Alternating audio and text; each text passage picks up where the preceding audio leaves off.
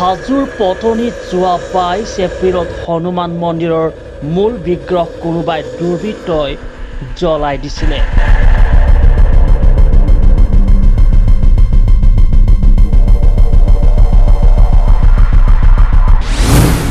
তাৰ পিছতে হাজোত তীব্ৰ উত্তেজনাৰ সৃষ্টি হৈছিল। এই বাতৰি ইতিমধ্যে আমি লাভিন আছামৰ যোগেদি সম্প্ৰচাৰিত কৰিছিলোঁ।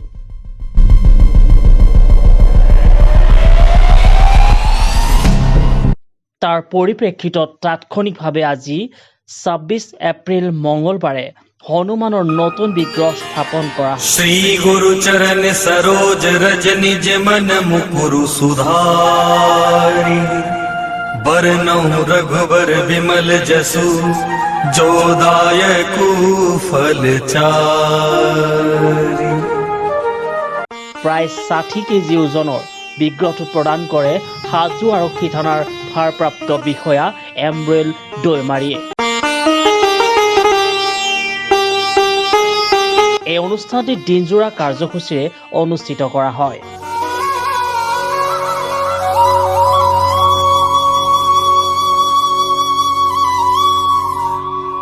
আজি হাজো পটনীস্থিত আজি হনুমান মন্দিৰত আজি পুনৰ হনুমানৰ মূৰ্তি স্থাপনা কৰা হৈছে আৰু ইয়াতে বহুতো ভক্তৰ ইয়াতে সমাগম ঘটিছে।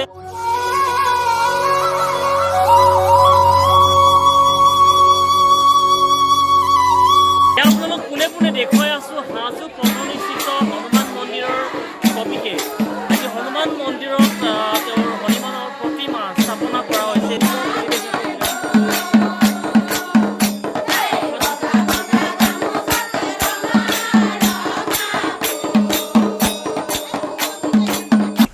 এই শুভক্ষণত হাজোবাসীৰ কাষত উপস্থিত থাকে বিধায়িকা সুমন হৰিপ্ৰিয়া।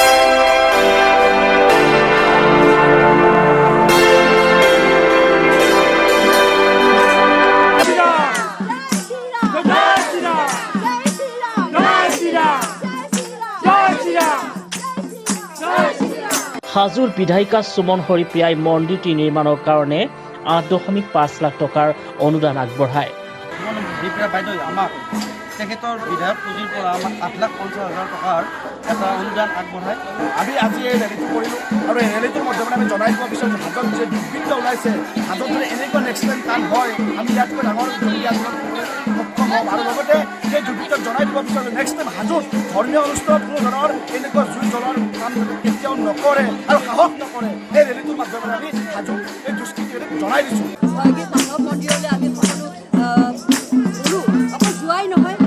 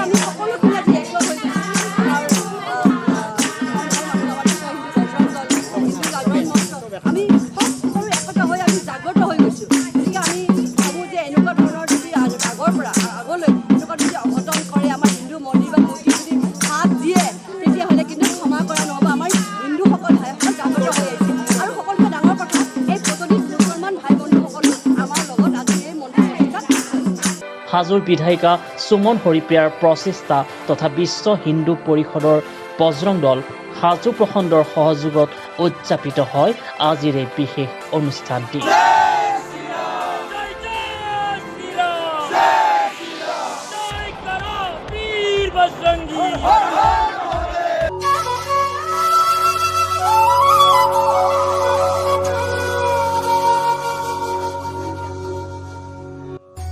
জয় শ্ৰীৰাম ধ্বনিৰে এটি শোভাযাত্ৰা উলিওৱা হয়। श्री गुरु चरण सरोज रज निज मन मुकुरु सुधारी बरनउँ रघुबर विमल जसु जो दायकु फल चारि बुद्धिहीन तनु जानिके सुमिरो पवन कुमार। এই শোভাযাত্ৰাত সুমন হৰিপ্ৰিয়াৰ লগতে অগণন ভক্তৰ সমাগম দেখিবলৈ পোৱা যায়।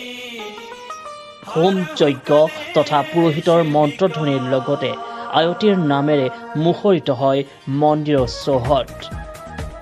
সহস্ৰাধিক ভক্তৰ আগমনে হাজোত এক উৎসৱমুখৰ পৰিৱেশৰ সৃষ্টি হয়।